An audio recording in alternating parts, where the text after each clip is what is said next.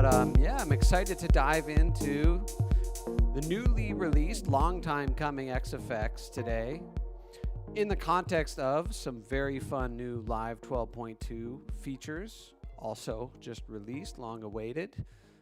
Pretty awesome and major incremental update, if you ask me. We're also going to look at some of the new LFOX modes. Hey, Peter, welcome.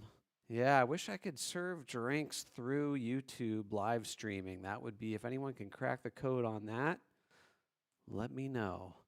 Yeah, first and foremost, I've got this very sort of, loping drum pattern here. And please let me know how the vocal balance is with that. Should be decent.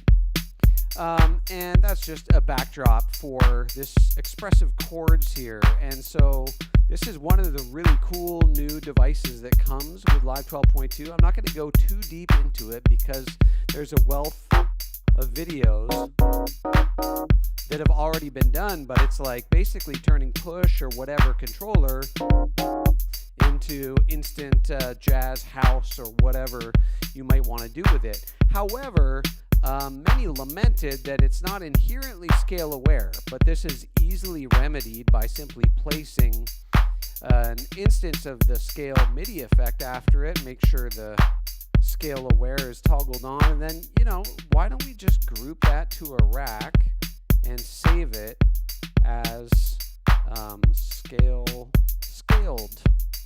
expressive chords. And now that's just going to automatically be an instance of expressive chords in whatever scale and key you're working with. I have a little bass line I wrote in that might add some flavor to the drums. And yeah, so we're not starting from absolute zero today, as is sometimes the case. But got some very nice chords happening, all in this F minor key.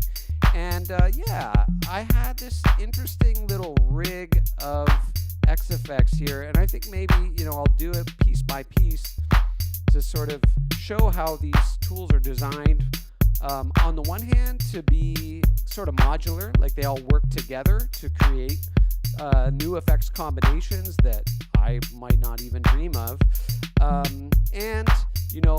One of the reasons that none of these XFX have modulation parameters built in is that they're designed to work with Mod Squad Free, which comes bundled with it, or Mod Squad Pro, which you can also add as an upgrade for a pretty low price at the moment. But anyway, here's this X delay, and what's interesting about it is that I'm controlling the delay time via the same MIDI notes I'm playing in.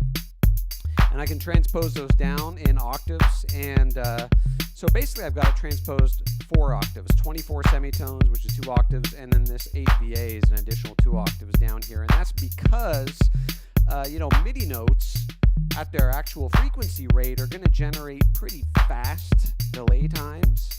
But I've got to just reset a few things here because I opened the live set again, and it seems to be, yes, quite short delay times here now. And now 2 octaves down, it's a bit lower, and let's go down here. And every time I play a different MIDI note, the lower I go on the incoming MIDI note, the lower or longer the delay time goes, and the higher the MIDI note, the faster the delay time. And so we can repitch it, but that can be kind of goofy sounding, so I just put it on the fade mode. And with all of the XFX, we can specify to only apply the effect to signal above a certain threshold. So that means that only the loudest chords that I play will trigger the effect. So right there, that wasn't even loud enough. And then there we go.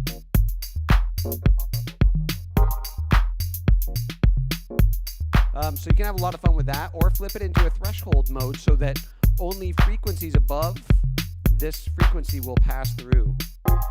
So only those higher frequencies are going through. But if you want all signal coming through to be affected, you just leave the threshold all the way at the bottom, which is the default.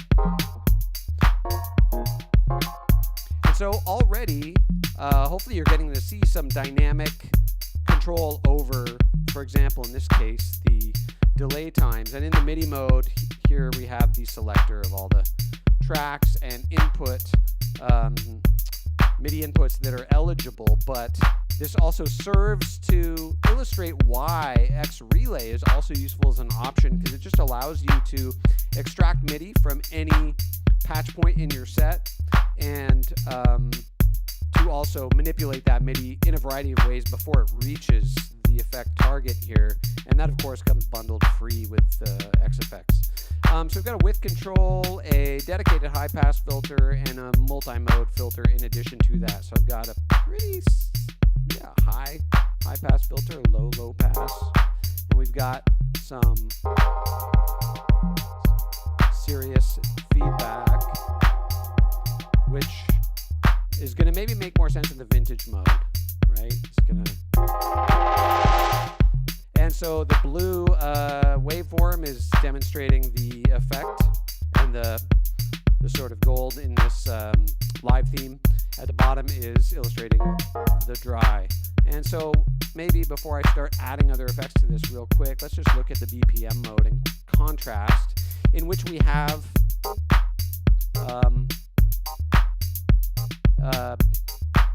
multiplier here. I have to reset this, I guess.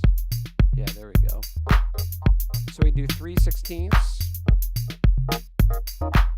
Very common delay time. But we can divide it by any number as well. So what's 3/16 notes divided by 7? Pretty short sounding, right? So you can get really creative with these sort of tupleted polyrhythmic delay times. And I'm showing this in the context of the delay because it's easy to understand, but you'll see this base rate multiplier divisor, if you're not already familiar with it, which users of our tools will be, you'll see that replicated in all these effects that have a time or a BPM time setting. But what's interesting here is, so now I've got our 3/16 note rate, and I could select any other bass timing for that, but I'll leave it on 16ths, and now I can really quickly cut it in half. And you got to be a little careful with that. It's a little spicy.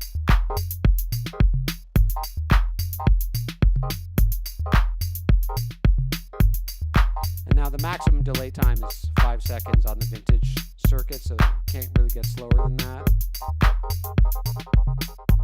But I found it just really interesting and useful to be able to adjust the delay time like this. So that's quite fun. But so then, you know, we start doing things like putting a comb filter on the delay tail. So like, yeah, what I think I want to do here, let's just set this all the way wet and group it to a rack so that I can get a dry chain here. And then I'll put the comb just on the delay.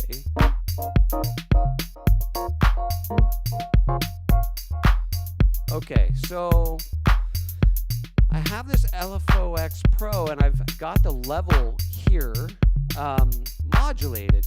I'll walk back through all that and what's going on there, because there's some pretty interesting shapes you might notice, not just a basic sine wave.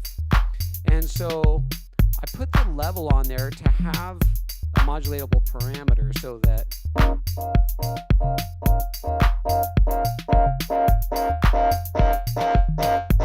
while we get these sort of like long delay feedback tails that maybe become even unruly, as that certainly was, we can manipulate it. So this modulation is set to unipolar, but -100. So that means it's capped at 0 dB and then just modulates downward from there. And let's try to find a nicer timing here. Let's actually go back to the MIDI input. so that this is still connected to something. And I want the feedback up, not too high, but I want a sort of continuous tone that this is going to be controlling, right?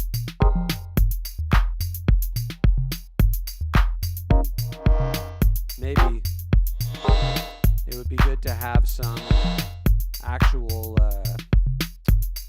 like MIDI clip going here, so I don't have to keep hitting the pads. I think I'll just do this. Get a few more of these here.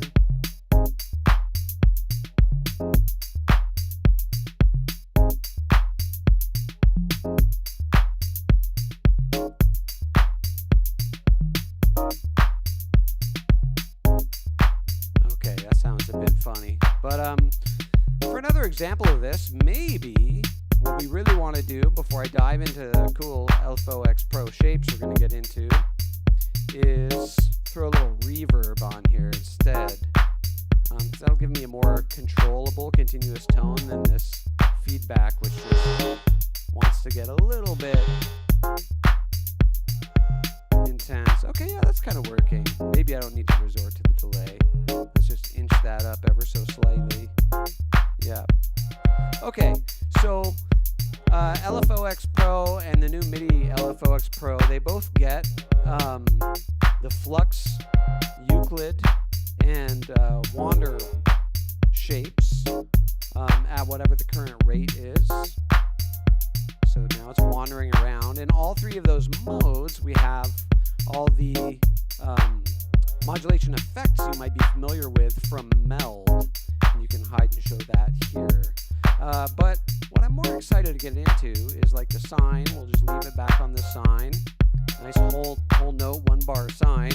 And now we have this remix feature. So we can remix the waveform in division. So now the waveform is divided by 2, and it will randomize where in the current LFO cycle that waveform is going to jump to. But we can do far more interesting divisions. Like let's divide that 1 bar sine wave by 7.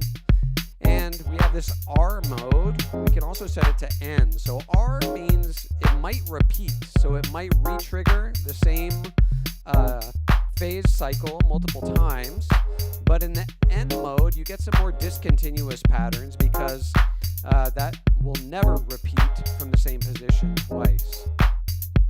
So let's divide by like 12. We'll get little triplet shapes, and you can see how the LFO is jumping around in there.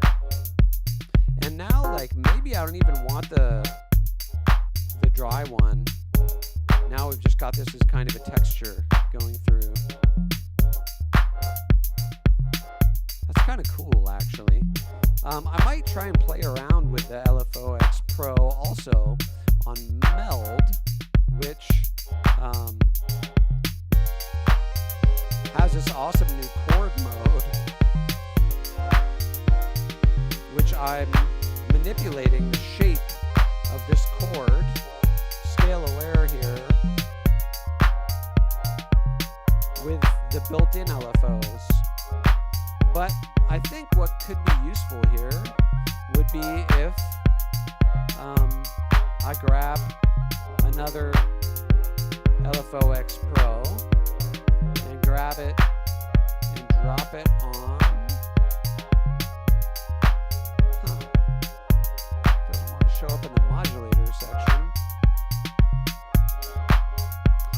And similarly map it in a downwardly unipolar way to the output volume. And let's try the triangle. I really like the triangle, chopping up the triangle. Let's go for a 2 bar, 1 bar times 2.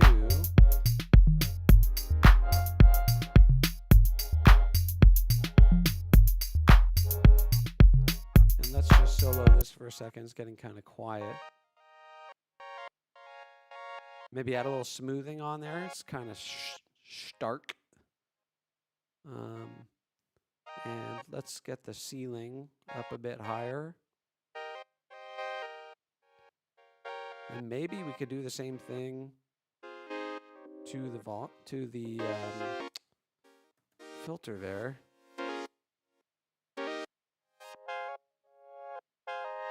So the volume and the filter are going up together. Maybe the filter doesn't need to go quite that low. Give it a little more Q. So it's like, you know, everybody knows a sample and hold, and this is kind of like that, but you're sampling the triangle wave in this case at random intervals, divisions of 16 over 2 bars, so that's eighth notes, I guess. Let's go to 2 bars divided by 11. You can do all kinds of weird polyrhythmic stuff with this. Sounds kind of weird. It's kind of conflicting with our little comb feedback thing. And the comb, it's worth mentioning, is also responding to that same MIDI input. But what if that MIDI input came from my voice? So I've got X translate over here on this Vox channel, which is muted at the moment, but it's sending MIDI extracted from my narration here, and that is going to be sent as a source to this comb filter tuning. Yeah, it's not really picking up a lot. Oh, now we can see it changing.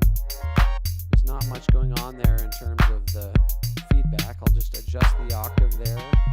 And so the feedback is represented by the height of the comb, and that's just sounding horrible. I think maybe there's just too much feedback on this X delay. I'm less and less convinced about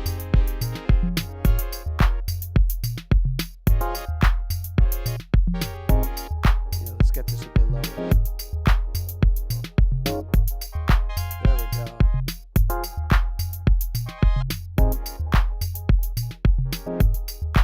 So now we get this dynamic feedback time with the dynamic comb filtering, which is pretty subtle on this tonal sound. I think maybe what I'll want to do is put the comb filter on the drums, but I've already got the Expressor on there, and this is basically just GRM tools. Yeah, the runaway comb, it's a problem. So this has got compression, expansion, and saturation, but what makes it unique as a compressor, just drop the threshold down a bit further, is the fact that, you know, we can adjust the attack and release times in milliseconds as well as tempo locked intervals. So right now the attack is,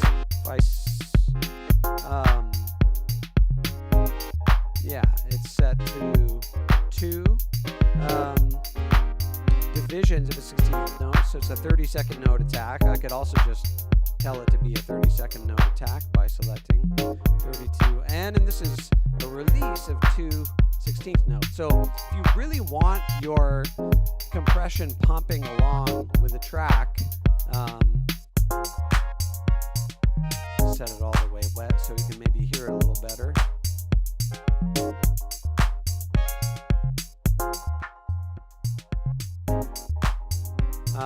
A little bit of saturation on there. And then I've got this resonator on a parallel chain, and this is only being applied to signal above 24 dB.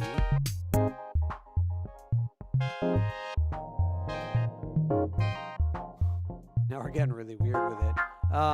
Maybe let's see if we can get something more interesting coming from my voice on this. I think that meld needs to just take a bit of a break. Yep. Hey, can you hear anything from my voice controlling this?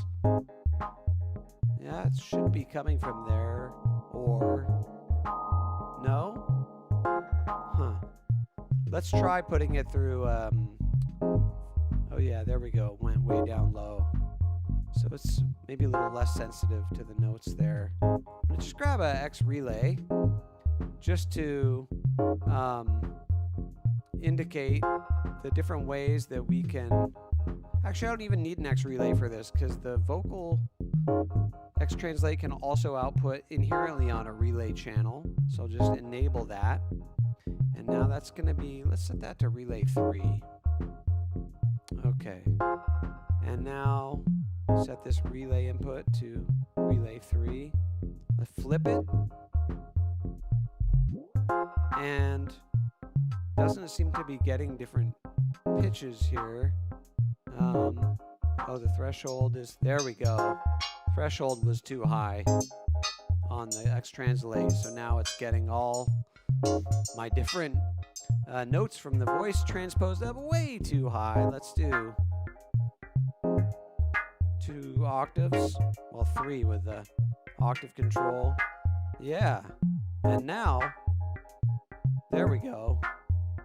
So that's crazy. So this is also, you know, one of the reasons I came up with these X effects was this idea that they would work with the X translate and create all these real-time reactive effect structures from just a vocal or any audio input source. And so now we've got, yeah, this little situation going on here. Let's grab an X filter and put it just on the X resonator. Let's try the new phase shift model, and we can set it to receive from the same relay, maybe? Yes. What about that? Is this phase shift really doing much here? Maybe the vowel's going to be more interesting. So here's a formant morph on the vowel, and yeah, so now as I speak, you can see the different detected notes extracted from my speech with that low threshold being displayed here. Yeah, and so the resonance corresponds to the thickness of the sort of display, but you know, we can control the filter cutoff of anything in notes here, scale aware notes, so it's only going to stay in F minor available notes here, so that's nice. Or in octaves, so you can control octaves of your filter up or down here. Pretty straightforward, but surprisingly handy. And if you want a glide time on there, just this can help smooth those transitions from one octave to the next. Let's see here. Let's see what's really going on. I think, yeah, the lower octave with the vowel. And then that's going in parallel too.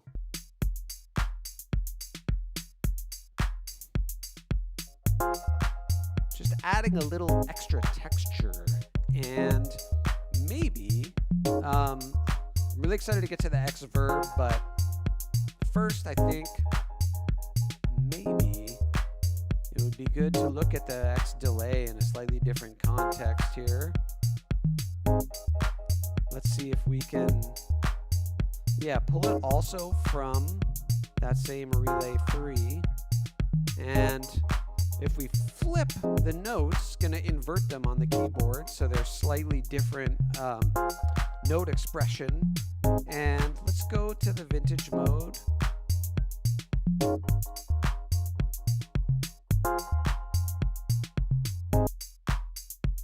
And I want to transpose down, not up for the delay. There we go. That's more like it. I do want it pretty short, but I'll go down 1 octave further here. Maybe even 2. Yeah. There we go. Get a little high pass, take out that mud. Yeah, and then, so we got the vocal filter before it. Maybe let's go after. We're gonna get these funny little buggy textures coming through. All manipulated, modulated by the sound of my voice. Pretty funny. Okay. Why? Because we can.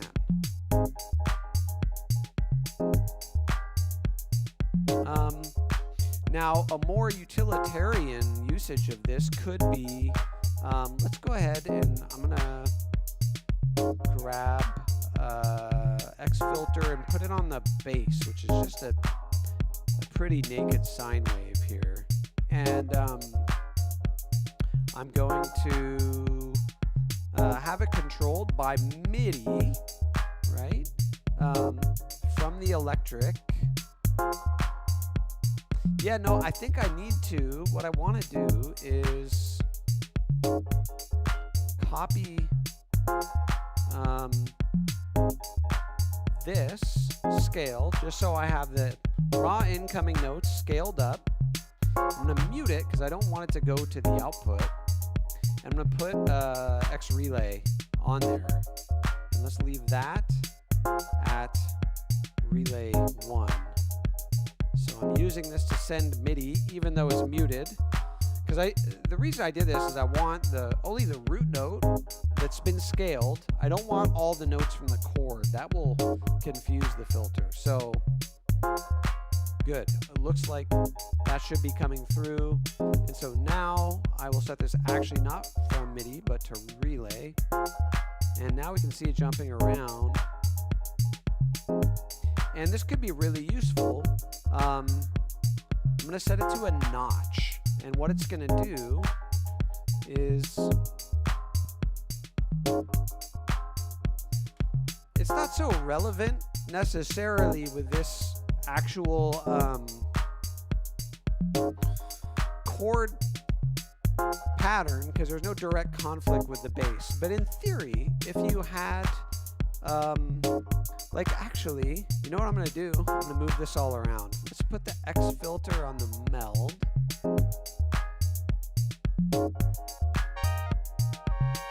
And now I'm going to take this X relay and put it on the bass.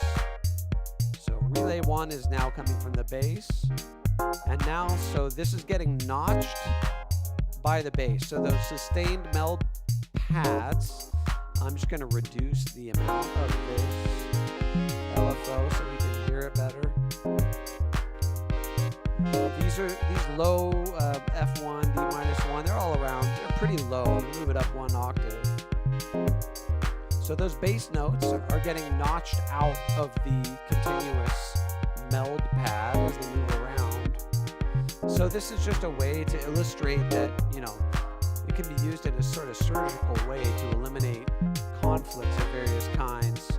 But while we're dealing with this chord-shaped meld that's jumping all over with all this crazy modulation, I wish to give it some reverb.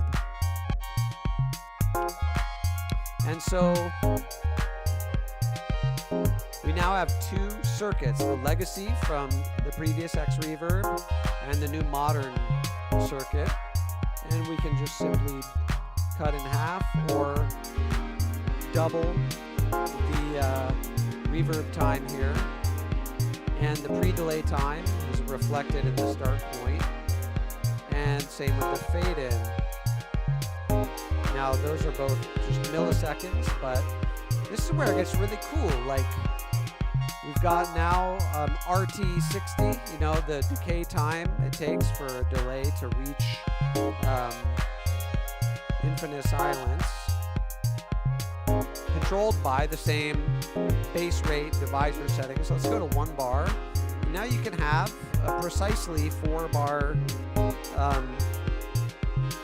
reverb, and it's got, let's give it a quarter note pre-delay and a half note fade in. Sounded pretty nice actually. It's really helping. I'm just gonna put those chords to bed for a moment.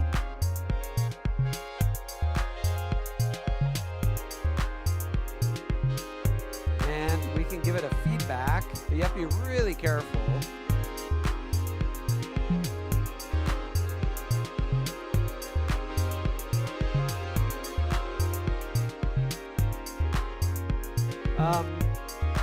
We've got the built-in high pass and another little filter on the output for further sculpting.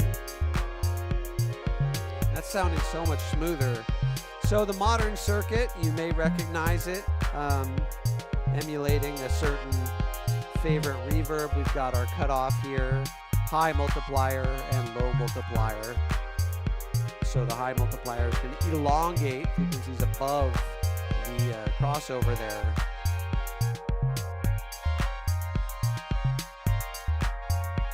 We'll make this all the way wet.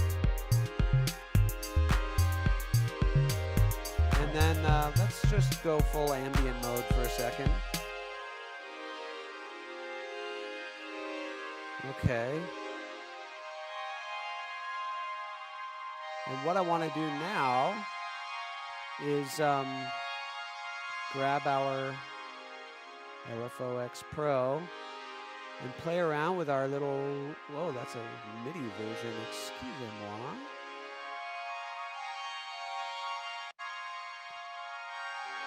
Get this map tower cut off, maybe 25%. Okay, cool. And yeah, it doesn't need to be a synchronized rate to make use of the remix. Whatever the rate is, as I enable the remix mode, it'll get divided, chopped into this number of segments that it will then be randomized between. So we can turn a sine wave into a very glitchy structure, which is mapped to the cutoff here. Now, I think I want something a little more controlled. And perhaps, like, yes. This is going to make a little more rhythmic sense. So it's now basically a triplet pattern. 1 bar divided into 6. I guess those are some kind of triplet. Smooth them out a little. 11 seconds of smoothing, perhaps. And we can exaggerate the depth on this bad boy, and it turns almost into a square. I'm going to leave the depth where it wants to be.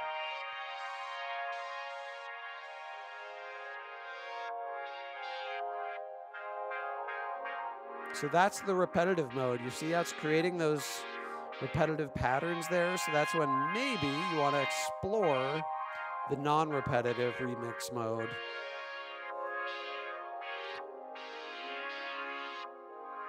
And, you know, we can try this on saw wave. So it's always got some sort of upward mobility, you could say, but getting chopped into different segments of it. So it's interesting, actually. What if we then... so here's an experiment with the...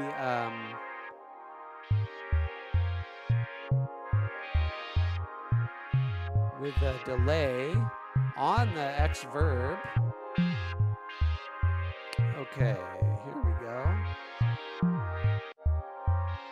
And I want this to only apply to the loudest parts of the signal coming through. So I'll drop the threshold till I see something blue happening up top. And we can shape the attack and decay of what's coming through there. Okay, so let's go to the vintage mode and give it some nice feedback.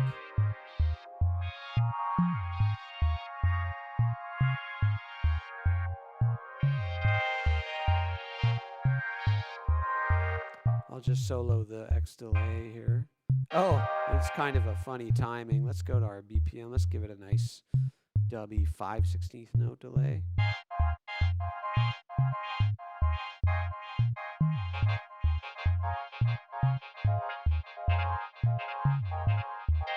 And let's map this negatively.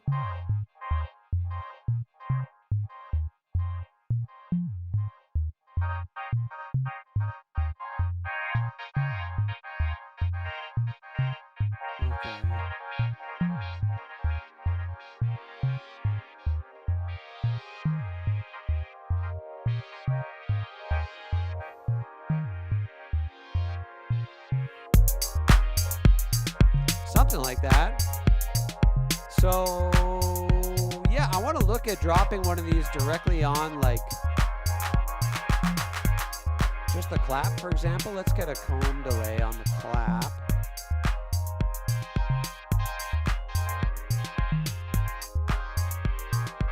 And yeah, let's just dial it into a specific note. I don't want to overthink it.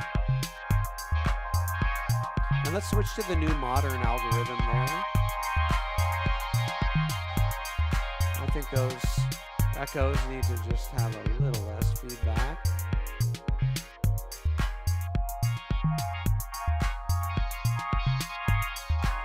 Yeah, I really like having that attack slope on the pad reverb signal that comes in above this threshold. So again, there's so many ways to use these X effects in an interconnected way where, you know, it's receiving MIDI input from anything. Could be anything. In this case, it's my voice even, but it could be from the bass line also, and that's controlling some parameters.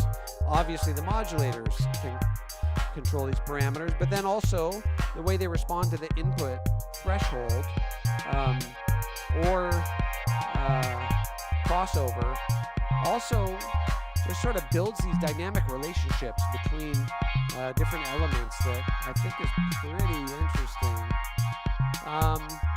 Oh yeah, let's turn my voice on. Actually, should turn those pads down. They're kind of peaking a little because I have the newly designed X harmonizer on here, which, you know, we've got, of course, the auto shift now built into live, so maybe X harmonizer is less of a priority, but it still does some things uniquely, including the threshold input and receiving the MIDI from X relay, for example.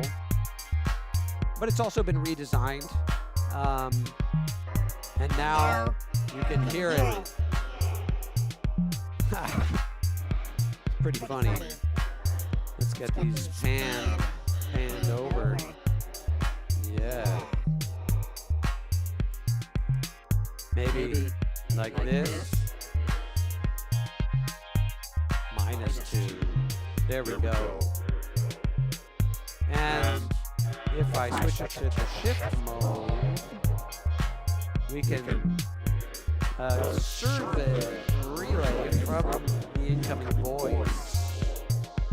And there's a bit of deviation on there, so it's good. And we have a new window control here. Maybe I should dial the input down a little bit. It's kind of peaking a bit. But yeah.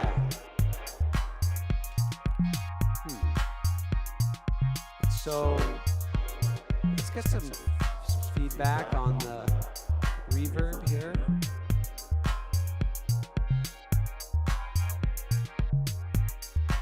Yes. There we go. There we go. So it's got the quarter note delay on the reverb with a 1 bar fade in. And now we get some weird feedback on there.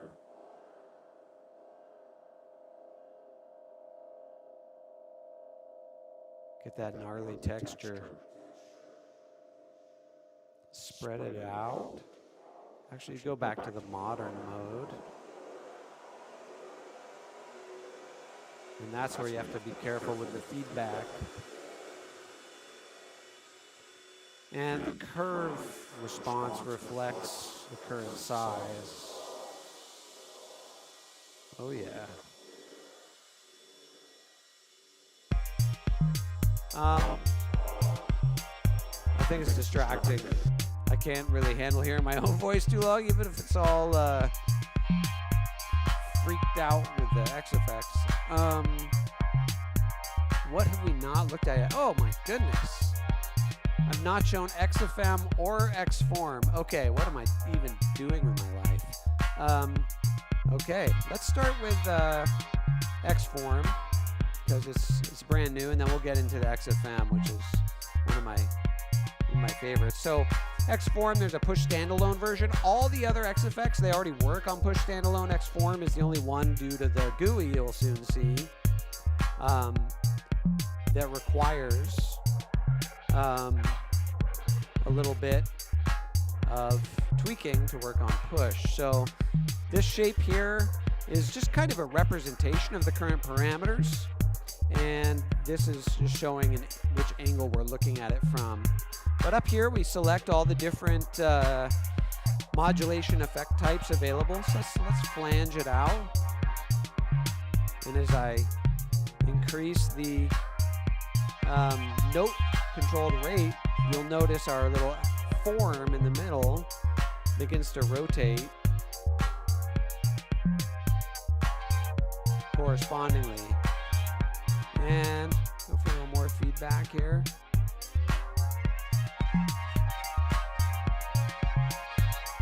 And let's put it only on frequencies. So I'm only going to flange frequencies above roughly 2K right now. That's interesting. So this is basically the rate it's spinning at. And again, nothing's stopping me from controlling it with my voice here. Relay 3 should still work. Yeah. It's not quite showing anything, but yeah. Something like this. Yeah. Nice. Let's grab another one of those on our electric chords. And actually, I don't like this pattern. Let's go ahead and record a new one in.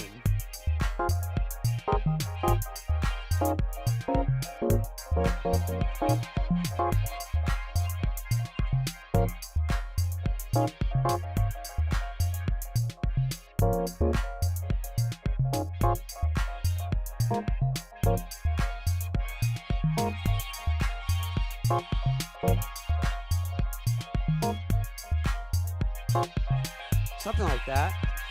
Try and see if it captured.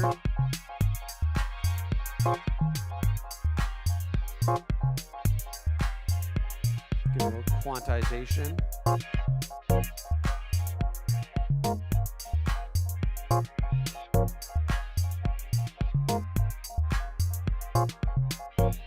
Yep, okay. Better.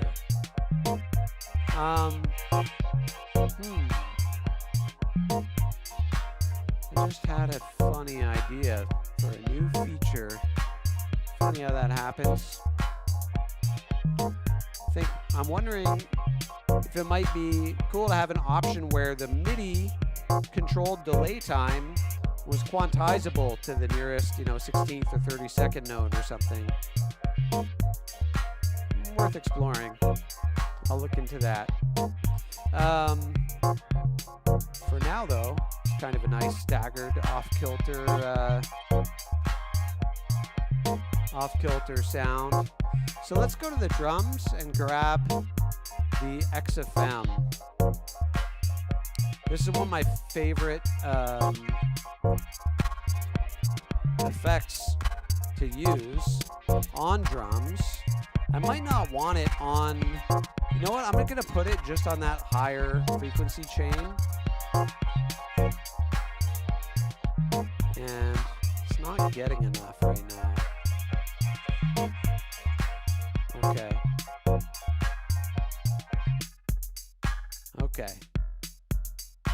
So one of my favorite tricks is just to grab a noise modulator, and it just gives it this slight sort of distortion texture. And we can view the source waveform along with everything else or not. But that's more useful when you're using, for example, a sine wave, and the source is perhaps, again, my voice.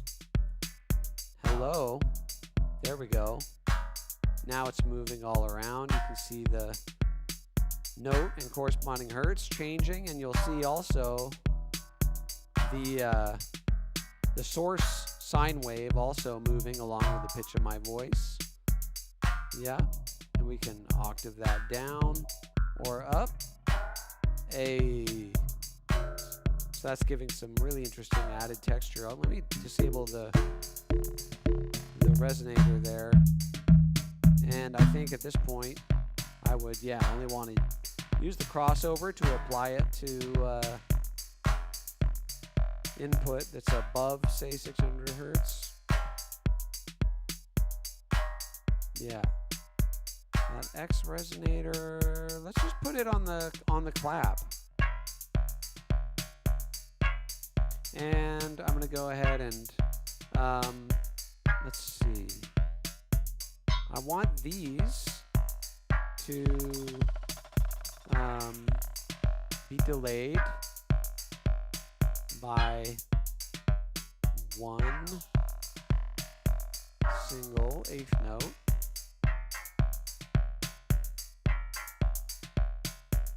And let's make it all the way wet. There we go. And let's go ahead and create a dry chain. Nice. And then, I think that maybe actually it would be cool if we used perhaps little MIDI sample and hold here where the clap comes in and map that to the delay time here. That's funny.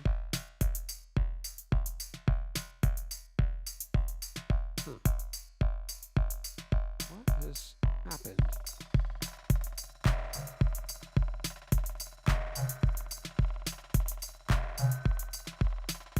I'll have to figure that out later. Try that one more time. There we go. Yeah, I don't know what that was. Just momentarily gated out the MIDI. Anyway, let's go ahead and map that to the delay time on that whole chain. So again, my new technique for keeping these modulators really controlled is to set the parameter to a targeted maximum value. So let's say we don't want it to go any longer than 5/16 notes ever, right? And so then, again, I was looking at this earlier today. We said it's a unipolar negative 100%. So it goes downward from that controlled maximum. And let's get that feedback. Feed forward down a little bit. It's just a little too metallic.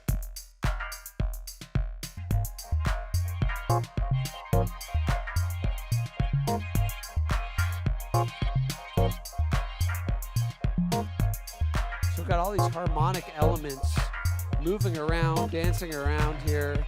I think, maybe let's grab a breakbeat and try applying some of this stuff just to a breakbeat texture.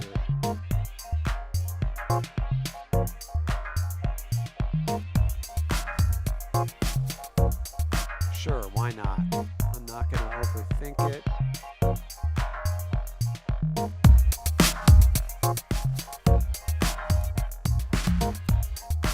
Okay, well, that just connected it all together somehow.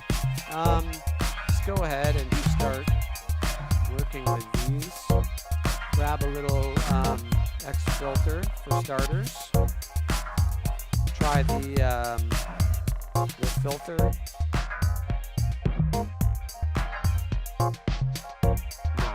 I think what I really want is just a high pass. But we'll keep it at an F. Keep it nice and harmonic. Can we go up one octave? Yeah, 174 hertz, maybe 348. Okay. Okay, so now let's grab a little bit of our funny I didn't put X resonator in this category. Well, I'll just have to remedy that.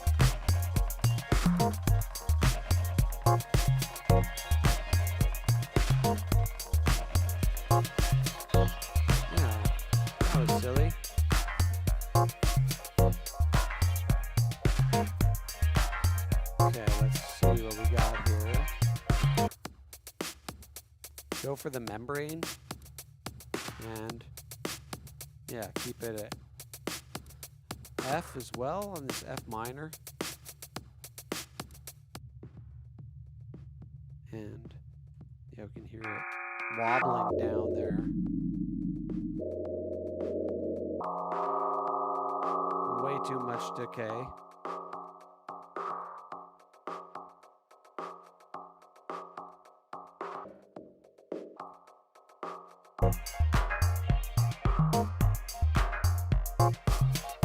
Just add a little texture in there. And we can reduce the ratio. Maybe that's going to help.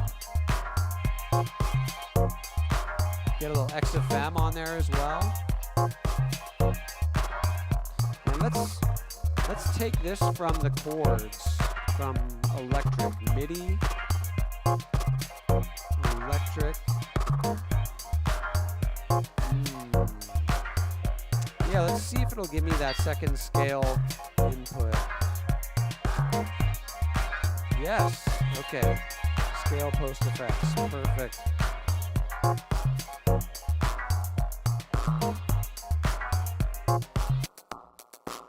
Am I ruining the breakbeat? That's so funny. I'll try the plate mode.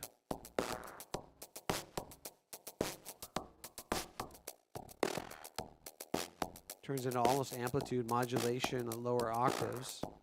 I like that. I like that it's nice and noisy. Now, what I have neglected to do here is like, let me just set this to only resonate the peaks above -30, and let's do the same with the XFM. So it's only applying the FM when the signal's above -27. Let's get a longer decay. Just makes it a little noisy and tweaky and kind of cool. What else? Little X comb on there.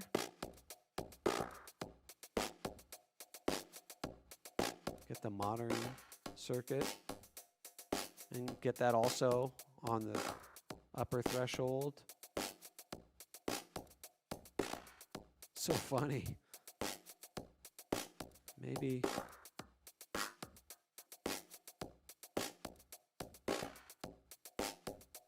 There we go.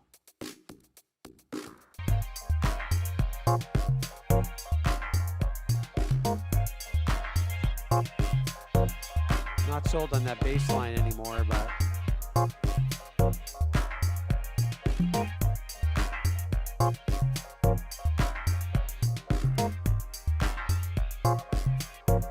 there we go. Those dub decays were too long. Nice. Okay, starting to come together here. Something going on. Maybe get a little X form on the on these W keys. Yeah, let's just put some chorus on there. Yeah, just turn the animation off for now.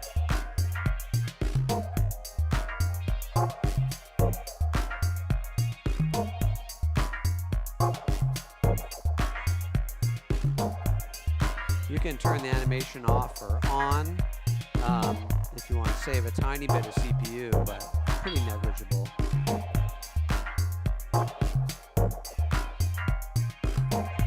Might as well have a BPM sing chorus, right? Three bars divided by 2.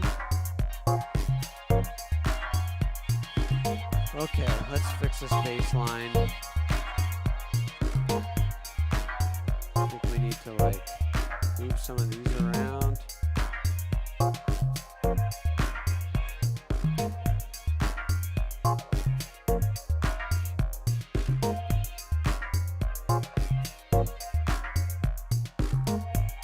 And so selecting a different random note here each pass through.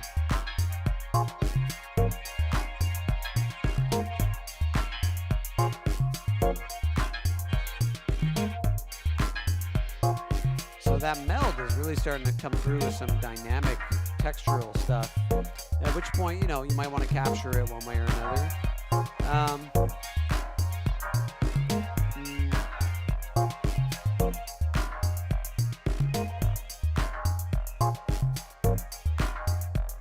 What else? Yeah, let's do the extortion on the breakbeat as well. Actually, should we do it on the main drums or the breakbeat? Yeah, let's filth up the main drums. So the sample and hold distortion can be tuned and controlled by MIDI input as well. Some of you may be familiar from XFX V1. Let's go up an octave on that. Inline filter, bit reduction, degradation, decimation. I like to really just go crazy on all this stuff. And then apply it only to the peaks or below them. Nah, let's go above.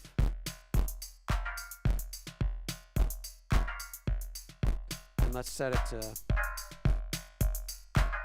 mostly dry.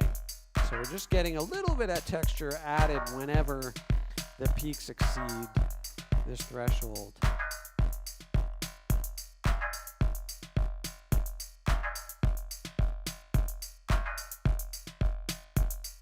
Cool.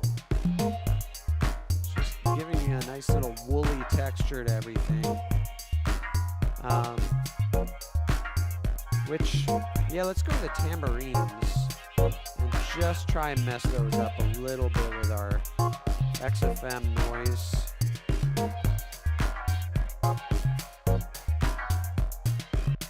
So again, there's the, oh, I gotta turn this off.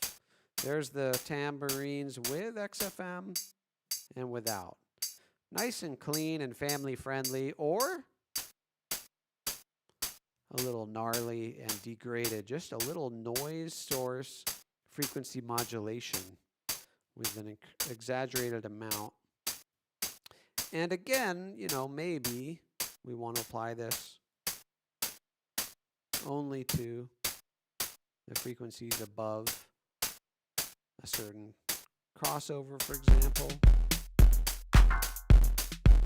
Wow, those drums are sounding pretty nasty. In a good way, in a good way. That's what we want.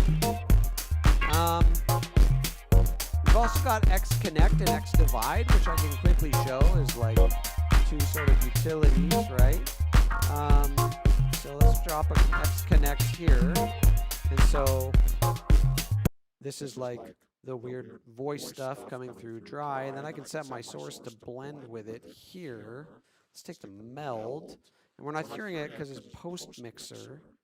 Let's go post-effects. And now it's only the dry. Now it's only the meld. And we can sort of route any audio into this track. And you can control the external. So let's only take the peaks of the meld above that amount. So sort of like a gate, I guess, but give it a more gentle attack. And excuse me. Weird. That's cool. Then we can pan it, and now we've basically harnessed this weird blend of these two tracks. And then this is the global panning here. Yeah. And we can view it in 3 different ways. This is just showing the split or the reflect mode. And I see what's going on there. Maybe it was only taking the left side. Should be averaged, but that's something to work on. So basically Connect is just doing that. It's connecting 2 different tracks anywhere you're in your set to blend them into a new composite source. And maybe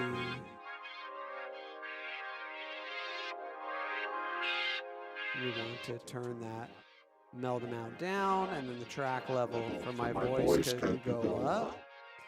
It's a little mixer utility to generate new combined outputs in ways you might not expect. And then conversely, we've got X divide, which is dividing incoming signal by threshold or by amplitude, or by frequency rather. So now we've got everything below 500 hertz here, and I guess above here. But it's not much above that. Huh. I think I understand what's happening here. It's been a few interesting changes since the official 12.2 came out.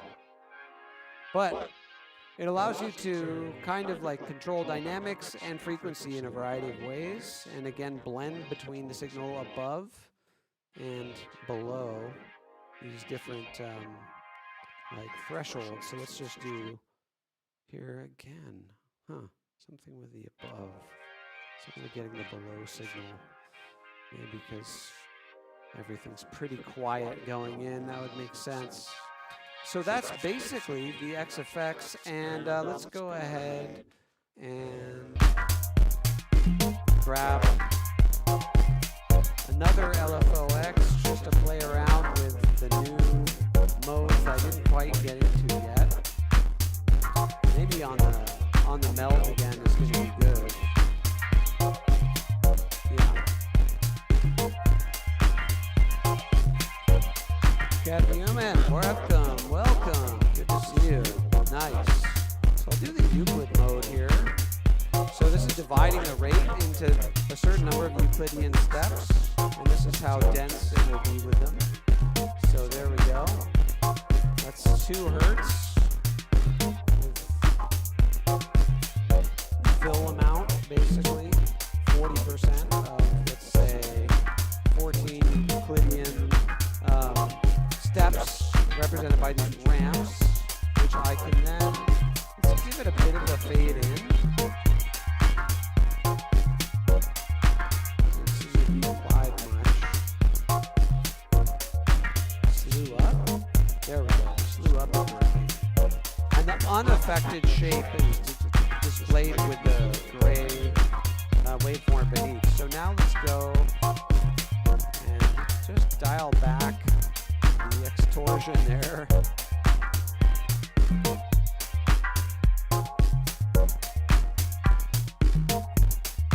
And what I want to do is map this to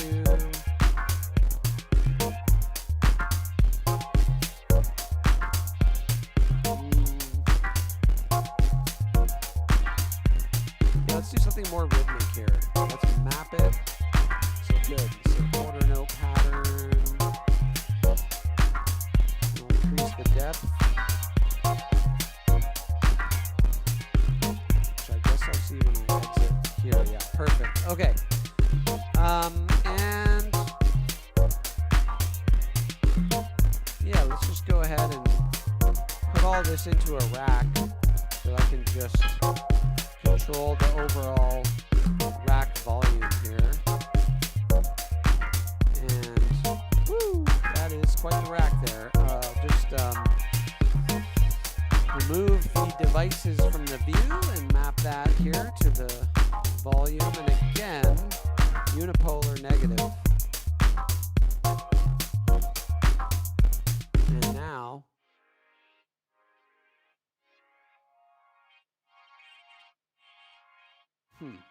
maybe.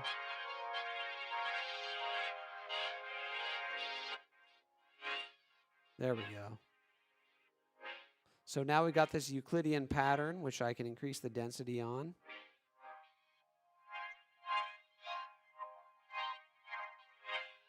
"15 steps within the quarter note, I guess. Yeah.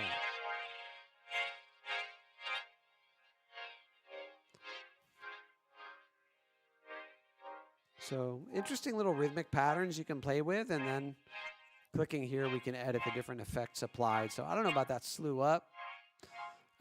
Maybe the sample and hold. Yeah, there we go. It's giving us that nice ridged slope. More and more crude on the shape being applied. And then slew up and down on that.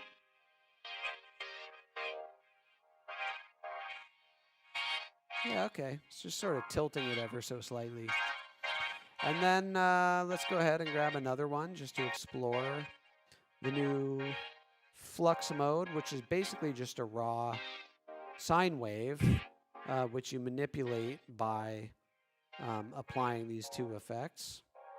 So the skew unipolar and the quantizer, for example. And I'll just increase the rate so we can see it a little better.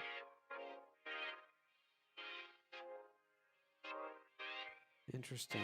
So then if I leave this mode, we're left with this shape here. So you can have a lot of fun with these, just experimenting with different shapes with all the same, BPM rate configurations available. And of course, the new remixability of any shape. Any shape can be remixed in these intervals here. It'd probably be helpful to actually map that to something. So let's go ahead and grab another X filter here and map that to where else. Actually, I'm going to switch this to the Hertz mode.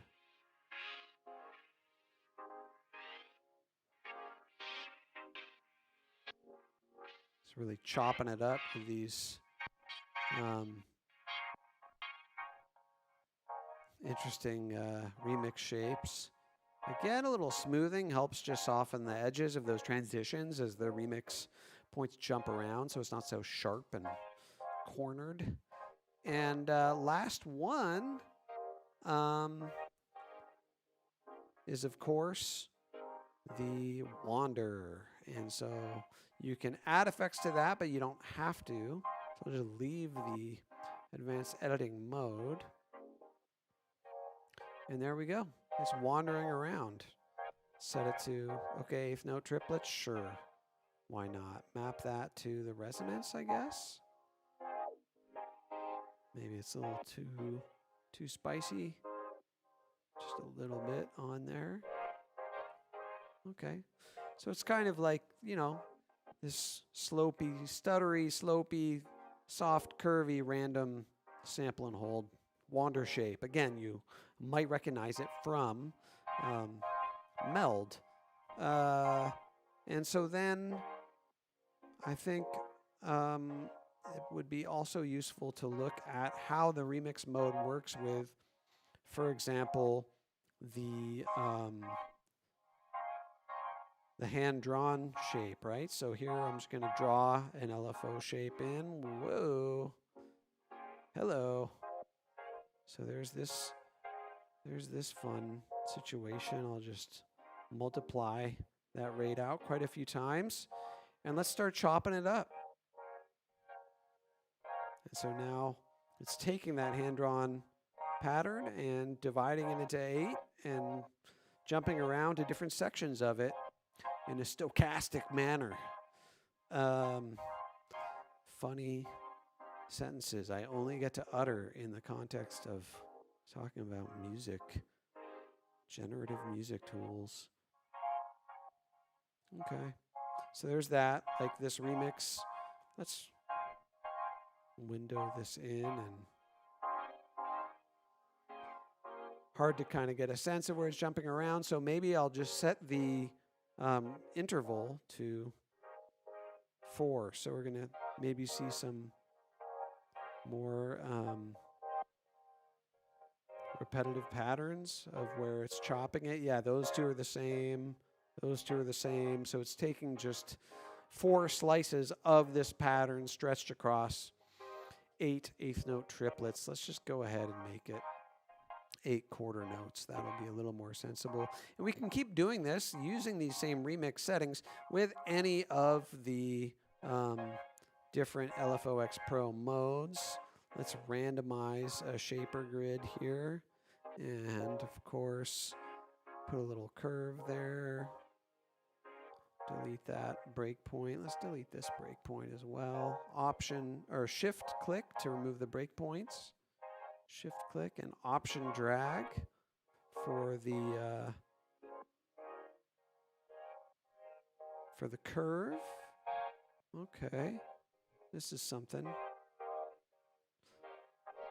Yep. Okay. And now it's chopping that up into 4 slices and doing so randomly. Let's turn that off. So that's just the shape as drawn.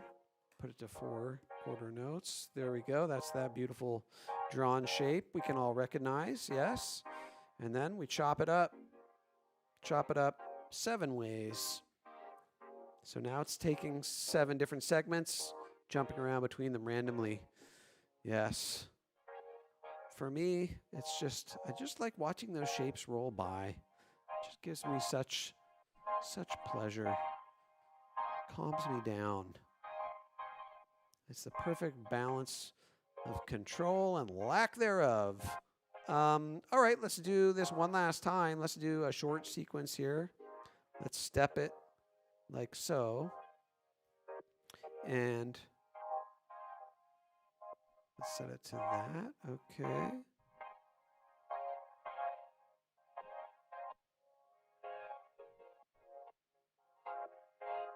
And, yep, it's jumping around. We can see it there as per these 7 chops. So let's give it 4 chops. And we're going to see it gets stuck at different steps. But if we chop it into 8, it's going to jump around between them more often. And then, of course, we can go to our slew, our slew control here. And,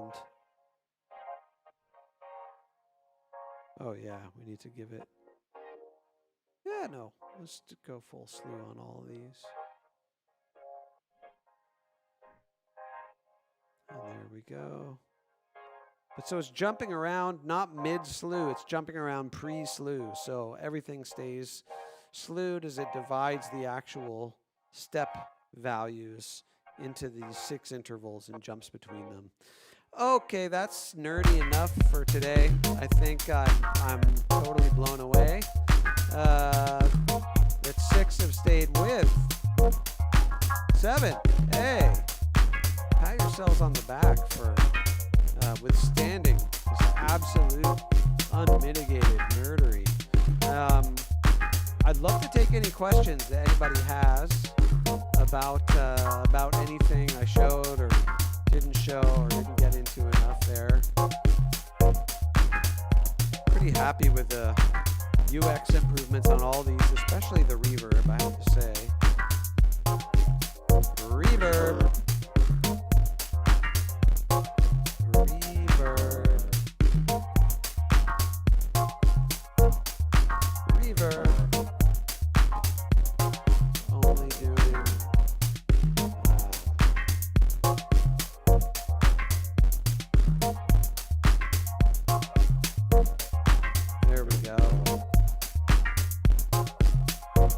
There we go. Huh. What happened to the reverb? Excuse me, sir. Where'd it go? Let's try a different time mode. There we go. Something. 128th note. Reverb. Something funny going on there. Let's just replace it. Yep. There we go.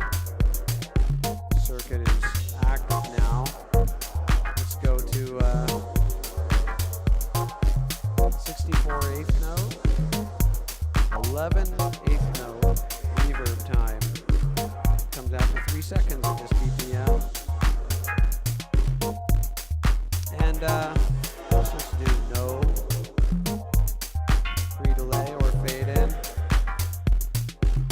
And increase that reverb time.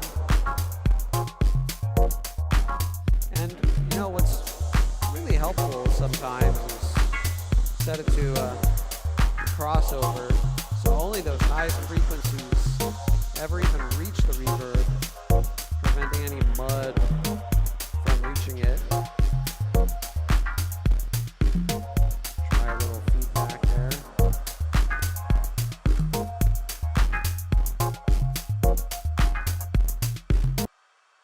Of course, we have the freeze mode on there as well.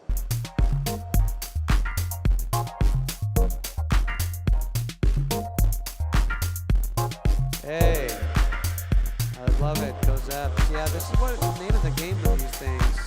It's all about the routing possibilities. Little band pass on there.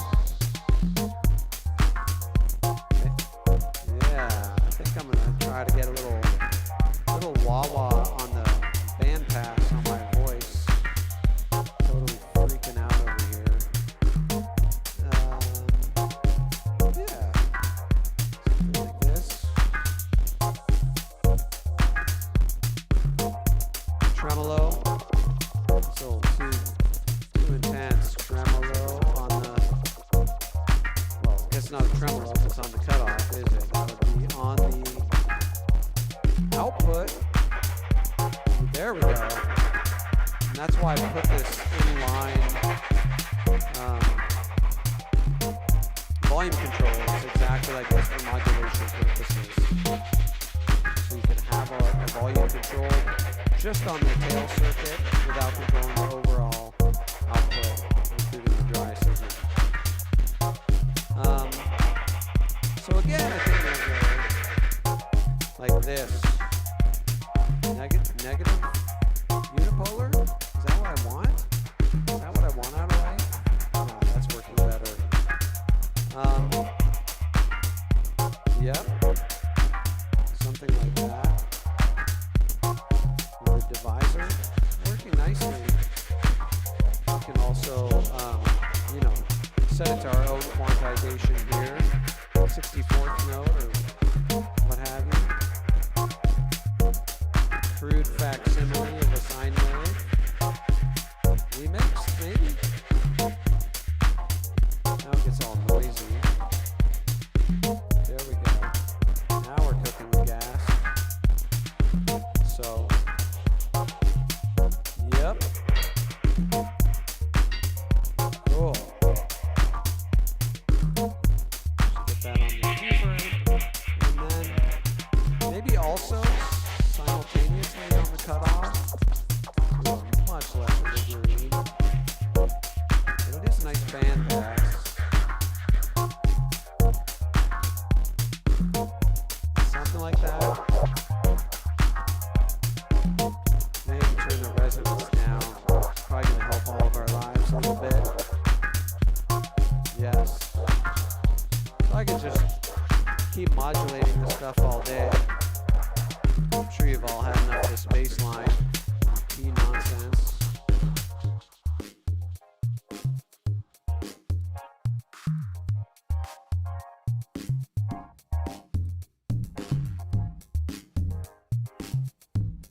And so we can also, like, as I just hear the resonator here, like, I'm just having the idea that what I want to try doing as I group these to yet another rack is like, what if the X resonator was placed here in a parallel rack, all the way wet, and just need to mute my vocals here. And we used the crossover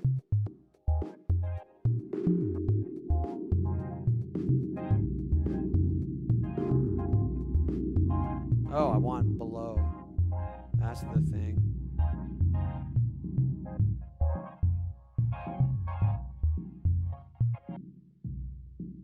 So I'm using the crossover to isolate just the kick and a little bit of the snare. And now I'm basically using this to create like a an extra boom on the kick, which just boost the volume there and increase the input. Ha. Let's keep it limited at 0.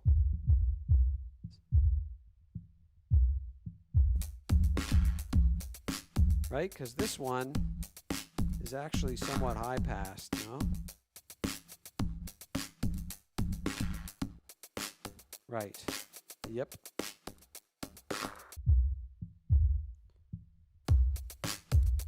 So just use the X resonator. I'll dial back the decay a little bit to tighten it up and accentuate the kick below 107 Hertz while the rest cruises through above the F0123, F3 I guess that is, 349 Hertz.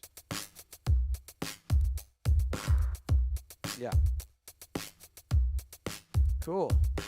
So this is the new XFX, the new LFOX Pro. Hopefully interesting.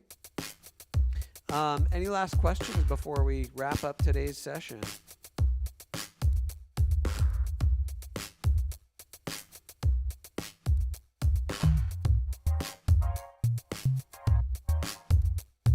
So I think now I'll just bring the overall volume down on that.